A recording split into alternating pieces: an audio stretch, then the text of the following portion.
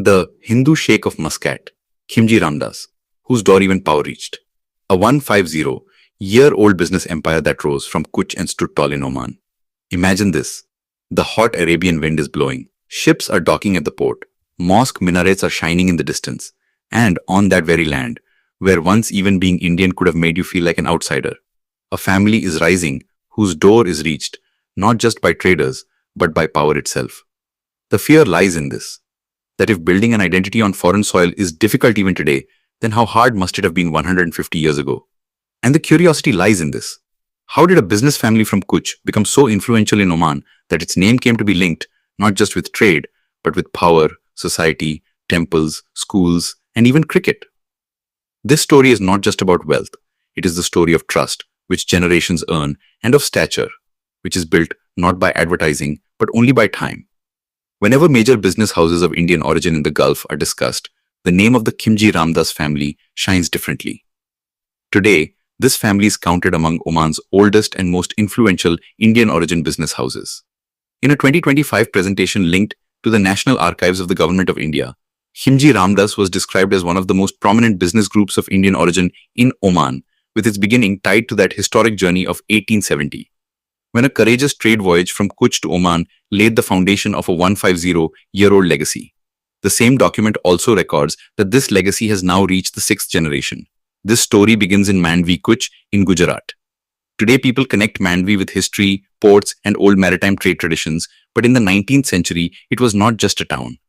It was the heartbeat of sea trade. According to the official history of the Khimji Ramdas group in 1870, Ramdas Thakase and his son Khimji Ramdas set out on a journey they had made before as well. They would carry goods from Mandvi to Zanzibar and from there to Muscat, sell them, exchange them, and move on to the next port. But the journey of 1870 was different, because this time a decision was made. The son would stay back in Oman. That was the moment that turned an ordinary trading activity into a multi-generational business saga. Think about that time. There was no multinational structure, no banking convenience, no digital communication, no guarantee of geopolitical stability. Sea routes were difficult, business ran on trust, and to survive in a foreign port, money alone was not enough. You had to carry language, local culture, political mood, port relationships, supply links, and community trust, all together. Ramdas Thakase and Khimji Ramdas did exactly that. The early business involved taking grain, tea, and spices from India and returning with dates, dry lime, and other local commodities from Oman. This was not an overnight empire. It was a foundation being built ship by ship, deal by deal, relationship by relationship. The official heritage story of Khimji Ramdas itself shows that the family did not live trade merely as a money-making activity, but as a cross-cultural bridge. That is why this family story does not feel like just a story of business expansion. It feels like a story of diaspora power.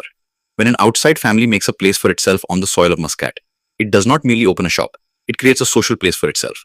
Slowly, this very family became a part of local commercial life. Decades passed, generations changed, and the name Khimji Ramdas kept getting written more deeply into Oman's business structure.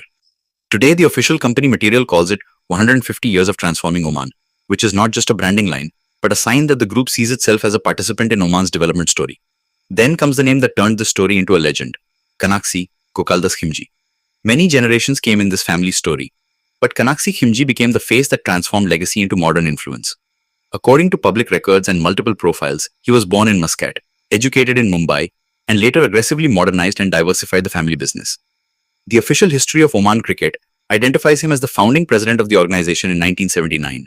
The history of Indian School Muscat records him as the doyen of the Indian community and the first president of the school management committee. That means he was not just a businessman, but also a builder of community institutions. This is where the chapter begins that made him famous around the world as the Hindu Sheikh. This claim should be understood in the safest way. He was widely described as the only or one of the only Hindu Sheikh. Credible public references, including Oman cricket's own profile and later biographical coverage, show that late Sultan Qaboos bin Said had given him this honorary title. The ICC-linked history of Oman cricket also clearly says that Kanaksi Khimji was so revered that late Sultan Qaboos conferred on him the honorary title of Sheikh. So it would not be wrong to say that his stature had moved beyond business and reached symbolic authority. Now, the most interesting thing here is that not every rich man gets a title. A title is given to the person who is useful to the system, trusted by it, and deeply embedded in it. In various public sources, one thing comes up again and again about Kanaksi Khimji. that he was like a bridge between Omani society and the Indian community. That is why the line, "the world's only Hindu Sheikh," stayed alive in the popular imagination. It should not be understood as mere sensationalism, but with its social meaning. It meant that a Hindu businessman in an Arab-Muslim monarchy did not just earn wealth, but earned such prestige that royal power itself gave him recognition within its circle. That is no small thing. Many reports and legacy articles also say that Sultan Qaboos would seek his advice in important matters. But this part should be understood not as a fully documented institutional fact, but as a widely circulated legacy description.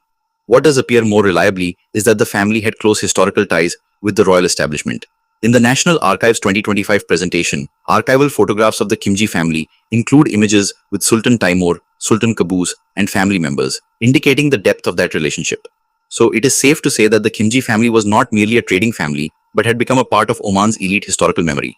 Now the question comes, how large is the business strength of this legacy?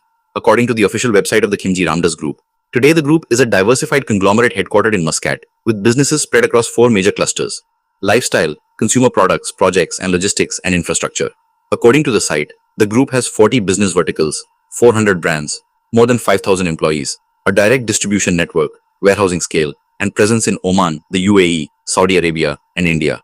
The official page also states that the group's strategic partnerships have been linked with brands such as Procter & Gamble, Rolex, Kellogg's, and Britannia. That means this empire is no longer just a wholesale trading house, but has transformed into a modern multi-sector corporate network. The name Rolex alone is enough to understand the glamour quotient of this group. On Rolex's official dealer page, Khimji's Watches is listed as an official Rolex retailer in Muscat. This means the family not only began with basic commodities, but over time reached the world of luxury retail as well. On one side are sectors like grocery retail, consumer distribution, shipping, ICT, hospitality infrastructure, and logistics. On the other are prestige luxury brands. This combination shows that the group continuously reshaped itself along with Oman's evolving economy.